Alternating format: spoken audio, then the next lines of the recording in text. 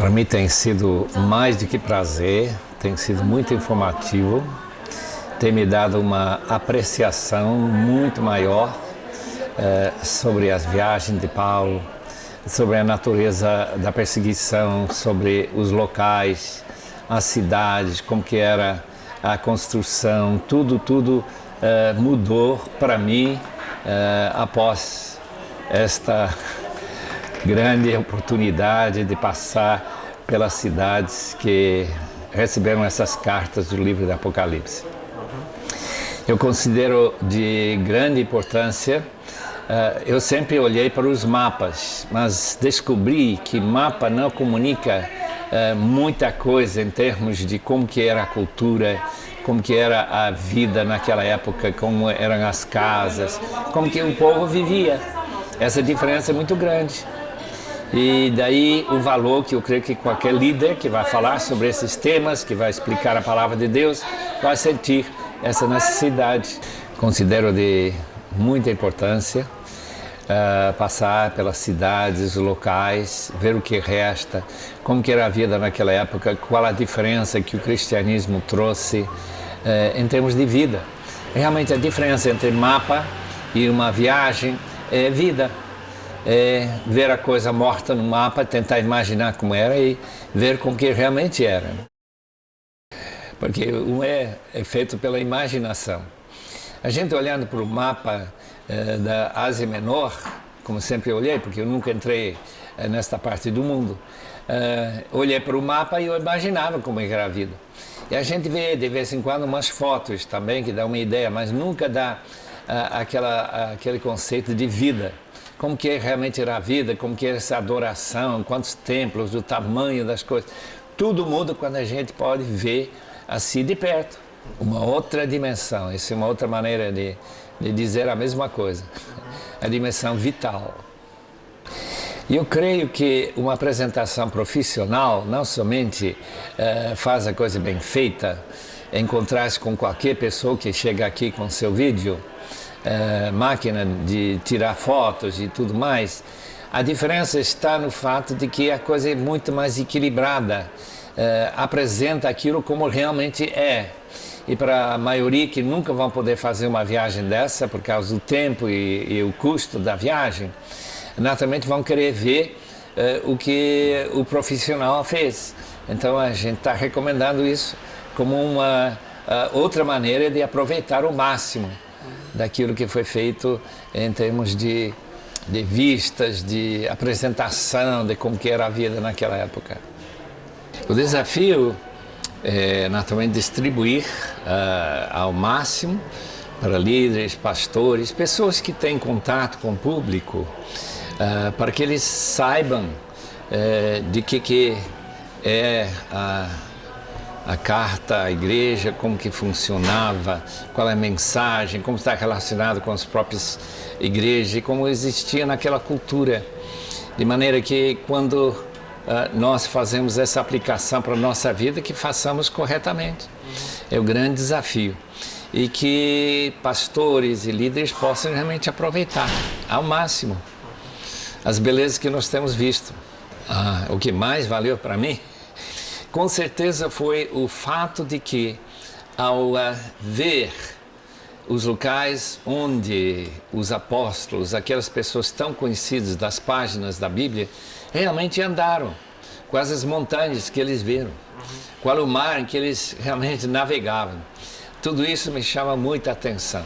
E a gente sente tanta alegria de poder ter presenciado, mesmo com uma distância de tempo de 1900 anos, de reviver mais ou menos o que eles passaram. Patmos é uma pequena ilha rochosa da Grécia, a 55 quilômetros da costa da Turquia, no Mar Egeu. Possui uma área total de 34,6 quilômetros quadrados e uma população de 2.700 habitantes. Conforme consta na introdução do livro de Apocalipse, Patmos é conhecida por ser o local para onde o apóstolo João foi exilado. A ilha foi usada como um lugar de banimento durante os tempos romanos, pois não oferecia quaisquer condições de vida. Segundo uma tradição preservada por Ireneu, Eusébio, Jerônimo e outros, o exílio de João aconteceu em 95 d.C., no ano 14º do reinado de Domiciano. A tradição local ainda aponta à caverna onde João teria recebido a revelação para escrever o livro de Apocalipse. Desde 1522, a ilha foi diversas vezes controlada pelos turcos, sendo capturada pelos italianos em 1912. Em 1948, passou definitivamente ao controle da Grécia.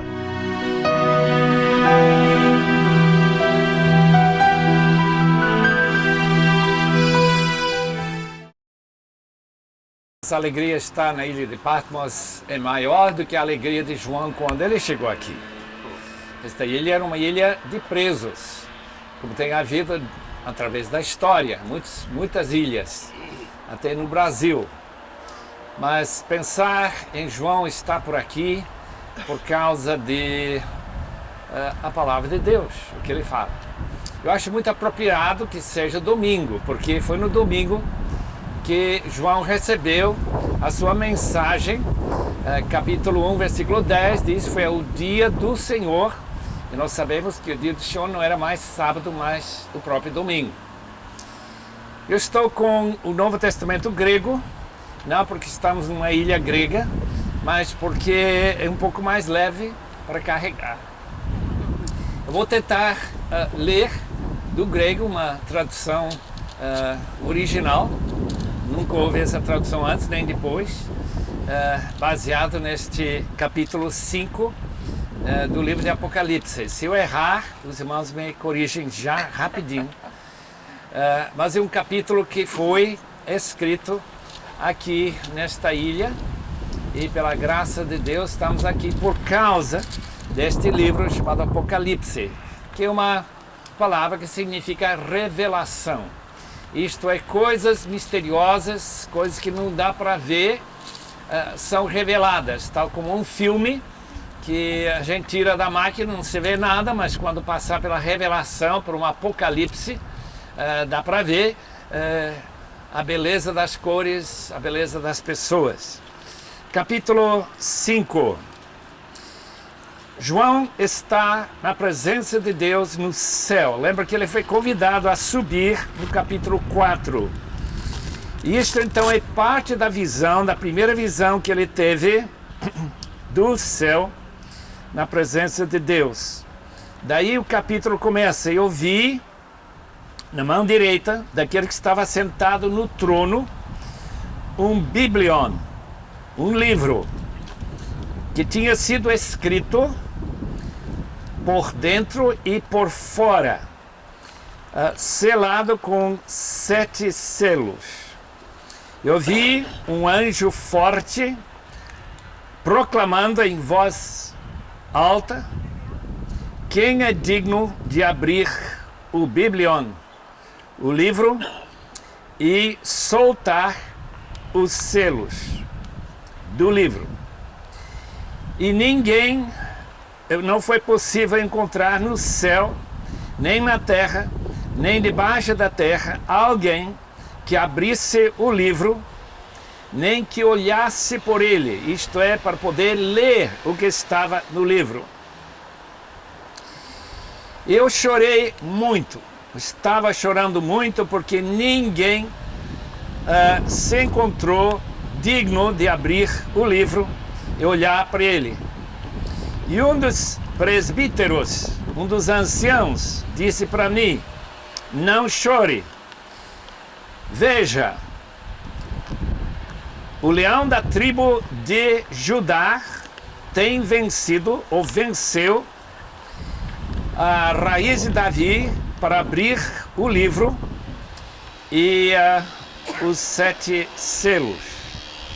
E olhei no meio do trono, e entre os 24, aliás, 4 seres viventes, e no meio dos presbíteros, um cordeiro em pé, que tinha sido esfaqueado ou ferido tendo 7 chifres, ou cornos, e 7 olhos, que são os 7 Espíritos de Deus enviados para toda a terra.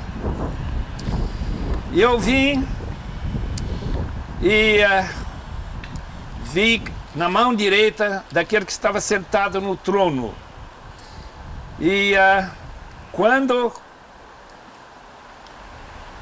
aquele que estava sentado tomou o livro, e os 4 seres viventes, os 24 anciãos, caíram diante do Cordeiro, tendo cada um deles uma harpa e vasos de ouro, em que estavam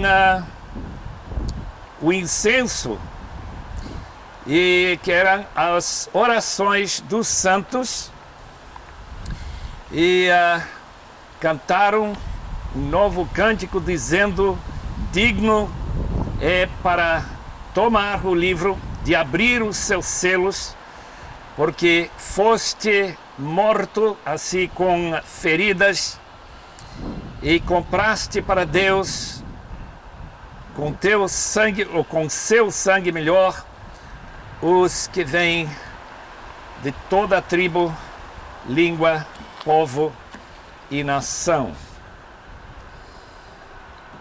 E Deus fazendo para eles, ou tornando eles um reino e sacerdotes, e reinarão sobre a terra. Não sei se alguém aqui vai ser o rei de Patmos.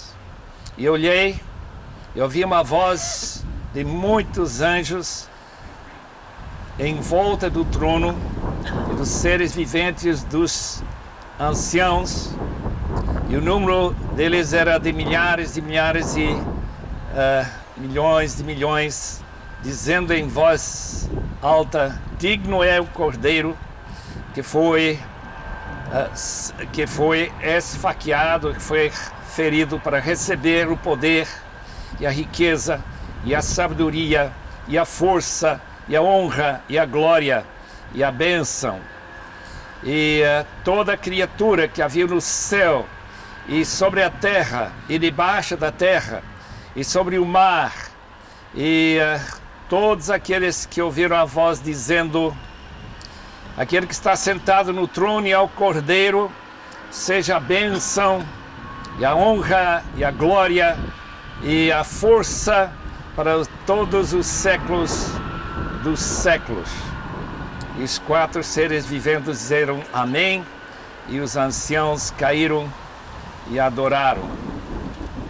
A importância deste capítulo 5 no livro de Apocalipse não deve ser de forma alguma assim deixar de lado. Eu não posso dizer que o mais importante capítulo do livro, mas é um capítulo que tem muito significado, porque percebemos, se tivéssemos lido o capítulo 4, que o Cordeiro está no mesmo trono que o Pai. Quando se procura, sempre se procura fora do trono quem é digno de tomar o livro e abrir os selos. E aí então, no drama, porque é um drama, o livro de Apocalipse, se procura por todo lado, nos céus, na terra, debaixo da terra, não há ninguém que tem esse direito, essa autoridade. E de repente João é chamado pelo anjo a não chorar mais, porque ele está chorando copiosamente. Ninguém pode dizer que não tem lágrimas no céu. Porque ele está pensando o quê? Se não há ninguém para tomar o livro, que trata ou dos eventos por causa dos selos que vão acontecer no futuro, se ninguém pode ler o livro para saber qual é a última vontade de Deus para o seu povo, qual é a herança que nos aguarda, então todos nós somos fatalmente condenados a ver a história, como os gregos pensavam, circular e não linear. Isto é, nada vai mudar, como essas montanhas que nós vemos aqui, estão aqui desde a época de João. Nós já acabamos de subir dessa caverna. E nada tem mudado em quase 2000 anos. Mas o que este livro mostra, que aquele é digno de realmente movimentar a história e de finalmente galardoar os santos, com tudo que está escrito naquele rolo, Biblion, por dentro e por fora, porque há muita coisa que Deus tem para nós que nenhuma mente pode imaginar, nenhum olho já viu o que Deus tem preparado para aqueles que o amam. Então, quando ele para de chorar, ele vê o cordeiro gotejando sangue no trono. Eu acho tão interessante a maneira que ele coloca isso. Não necessariamente que o sangue realmente está escorregando pelo trono de Deus, mas simplesmente o fato de que quando nós olhamos para Deus, quem nós vemos é o Cristo crucificado, aquele que morreu para que nós possamos aproveitar esse sangue para nos purificar de todo o nosso pecado. Então, sua dignidade, porque ele venceu sendo o raiz de Davi, de Isaías 11, sendo aquele que venceu na cruz, ressuscitou, que não negou o Senhor, já vimos que ele é o fiel testemunha. Esse nosso Senhor, portanto, está no trono, e ele que vai tomar este livro e vai quebrando os selos.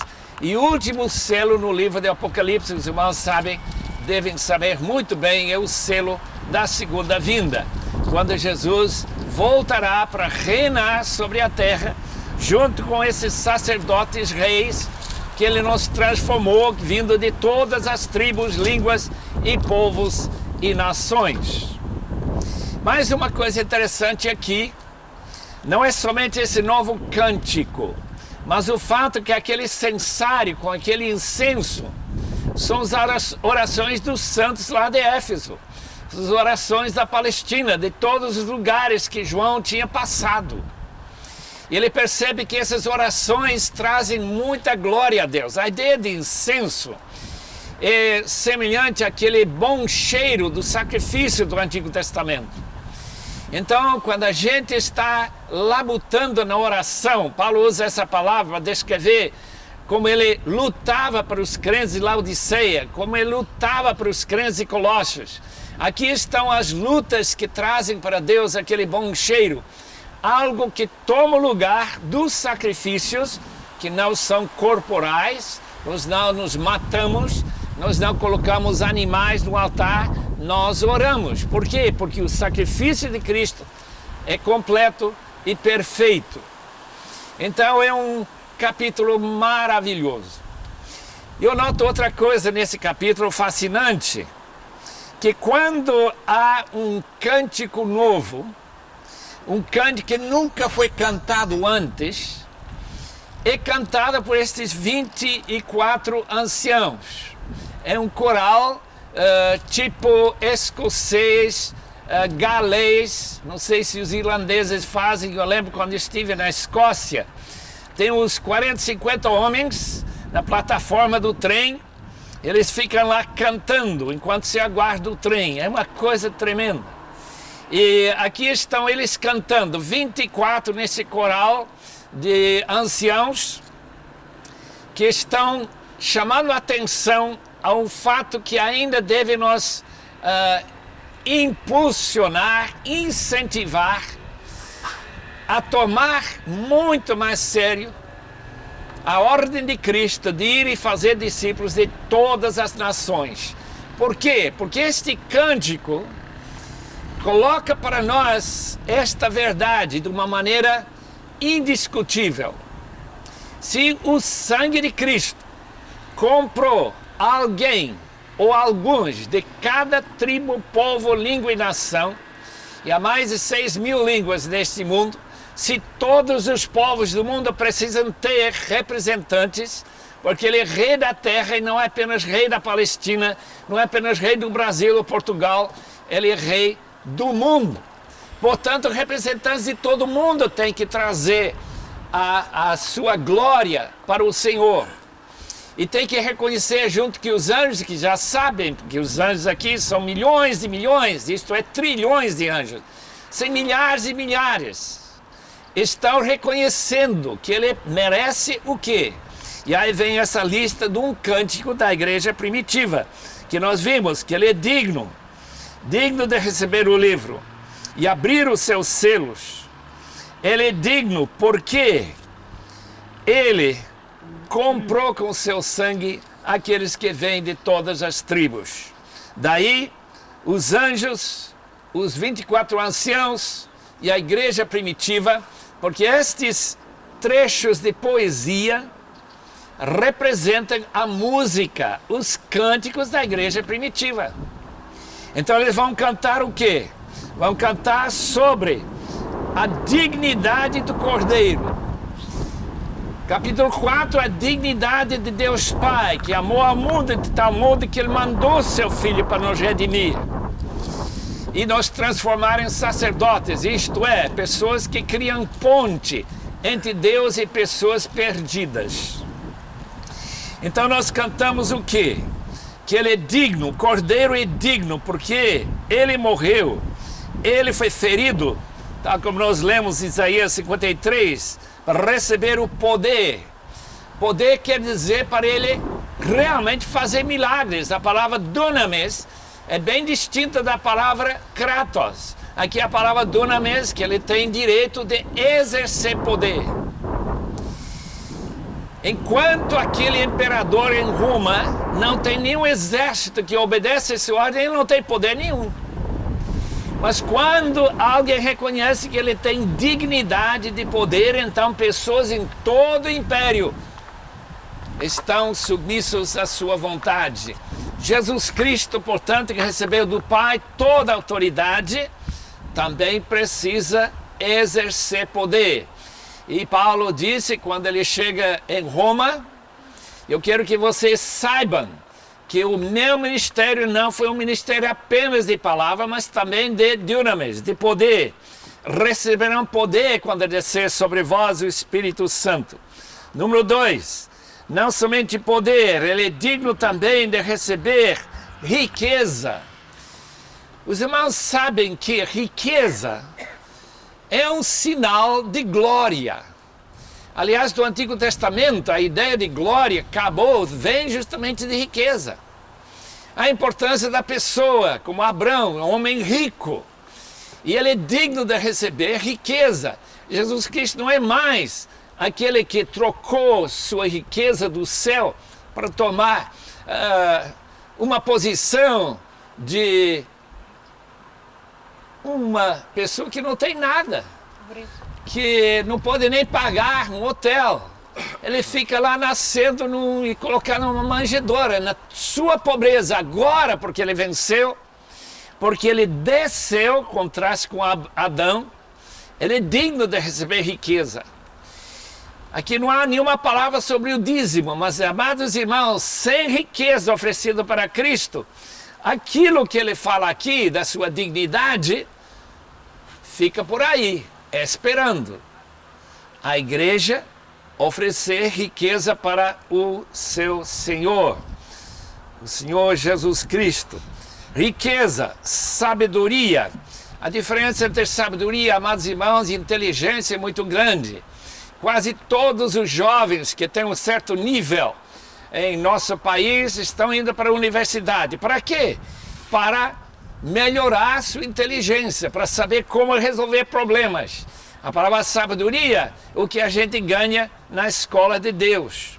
Isto é começar a pensar como Deus pensa. Ele é digno de toda a sabedoria, de toda a inteligência espiritual que a gente tem.